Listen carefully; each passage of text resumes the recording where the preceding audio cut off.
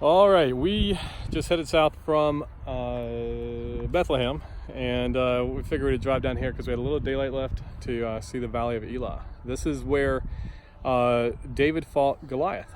So over here to the west is where the sun's setting. That's the Mediterranean Sea and the coastal plain where the Philistines lived.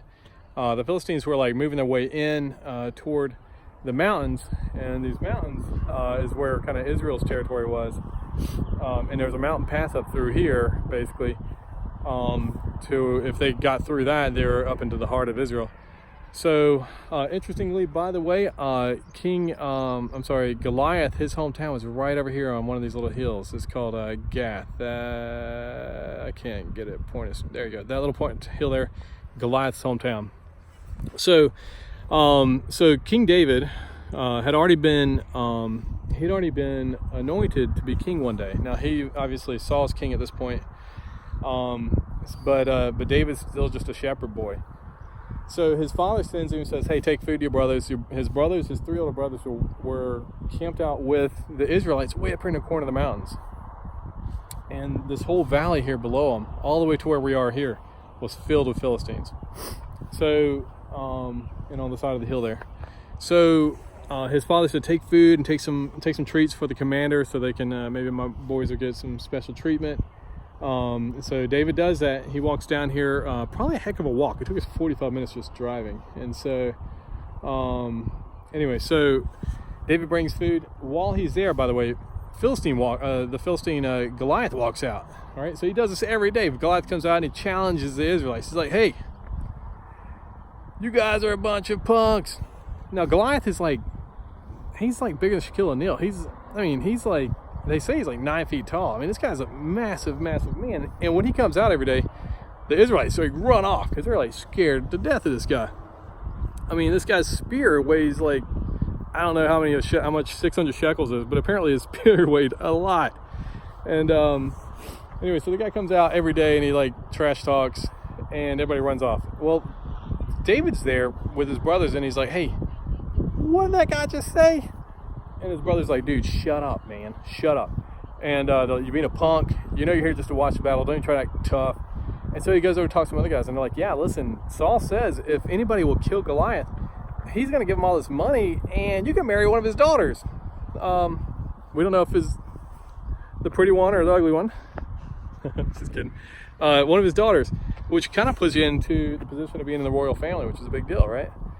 Anyhow, so David's like, it wasn't that it enticed me so much, but it was the fact that Goliath is talking trash about the Israelite God. And so David's like, "Dude, I'll take him on, man. I'm not scared of this guy." Now, David's already been anointed king, so maybe he knows he's going to he's already looked in the witch's eye. He knows how he's going to die. He knows Goliath isn't going to kill him, so maybe that's what it was. So he's like, "I'll do it, man. I'll do it." So long story short, he runs down. He gets some 5 stones out of the creek, and he has a sling, like a slingshot kind of thing. And he goes up and he's like, "I'll challenge you." And Goliath is like, "Who sends out this dog, this child?"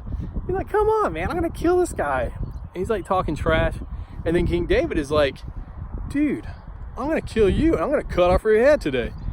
You're like talking trash about the God of the Israelites." And so, anyways, long story short, David charges him, and I guess maybe catches him off guard. He sticks a rock in his sling and slings it, and it says it hits Goliath in the middle of the forehead, and it sinks into his head, and Goliath falls on his face, man. Anyways, David takes Goliath's own sword and cuts his head off. And so that's how David got all that stuff. He kept the sword, I think he kept his shield or the spear, and he walked off with his head, this massive gourd. And that's how David killed Goliath right here in this valley. A couple of neat caveats, by the way. This is I love the fact that Samuel is the one who made the prophecy and anointed David that he would be king. Samuel had already anointed Saul the king, the current king, when the Israelites demanded a king. But Saul wasn't a great king. Samuel himself, by the way, his mama couldn't have babies, and so his mom went to the priest Elah and said, "Listen, and she, went there, and then she goes and she prays to God, and she says, if you give me a kid, I'll give him to the servant of the temple and to serve Elah." And so she gets pregnant, has a baby. And so that's where Samuel came from. So Samuel grows up in the temple serving as a priest, basically. Another cool caveat is the David himself, the son of Jesse, the son of, I think, Obed, and who was the son of Boaz, who married a lady named Ruth, whose husband had died, and she stuck with her mother-in-law and came back to her mother-in-law's home country, Israel. Even though she was a foreigner, she was the great-grandmother of King David. So, anyways, some cool stories. All that stuff happened. A lot of the stuff happened right here in the Valley of Elah.